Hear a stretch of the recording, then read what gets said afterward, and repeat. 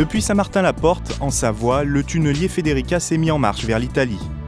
Et c'est Manuel Valls qui a donné le départ de l'excavation de cette galerie de reconnaissance de 9 km, creusée dans l'axe et au diamètre du futur tunnel de base du Lyon-Turin. Le Premier ministre était accompagné des dirigeants de TELT, de la conférence intergouvernementale franco-italienne, en présence de 300 personnes, parmi lesquelles des représentants des autorités des deux pays, des élus de la Maurienne et du Val de Suse. C'est donc aujourd'hui une étape importante, le lancement du creusement du premier tronçon du nouveau tunnel.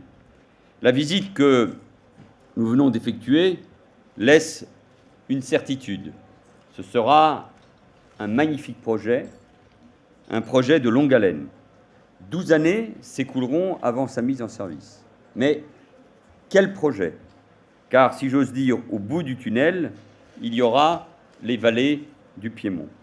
Bon courage, bon travail à tous, buon lavoro a tutti et buon lavoro cara Federica. Merci à tous, vive l'Italie et vive la France.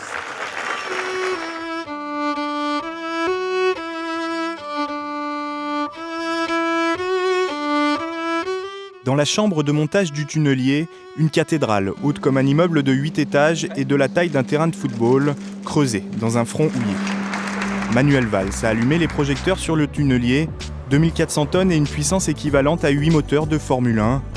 Quelques 443 employés, dont une majorité d'origine locale, travaillent à ce jour sur le chantier de la galerie de reconnaissance, un ouvrage fondamental pour mettre au point l'excavation du tunnel de base du Mont-Cenis, long de 57,5 km. Nous sommes arrivés à un point clé.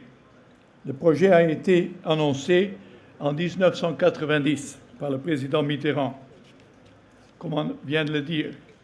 À ce moment-là, c'est un projet purement bilatéral. Maintenant, la dimension européenne est incontestable.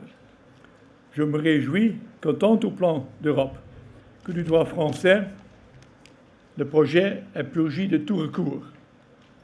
Effectivement, l'installation du tunnelier est la preuve que l'Europe existe, non seulement avec des paroles, mais aussi avec des projets concrets.